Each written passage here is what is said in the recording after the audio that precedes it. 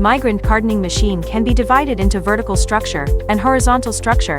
The running direction of the equipment is divided into linear type. It often contains 3 feeding mechanisms for leaflets, products, and cartons. The whole cartoning process can be divided into mainly 3 steps: carton forming, filling, and closing.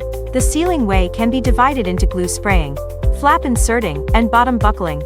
It can be used alone or cooperated with other machine.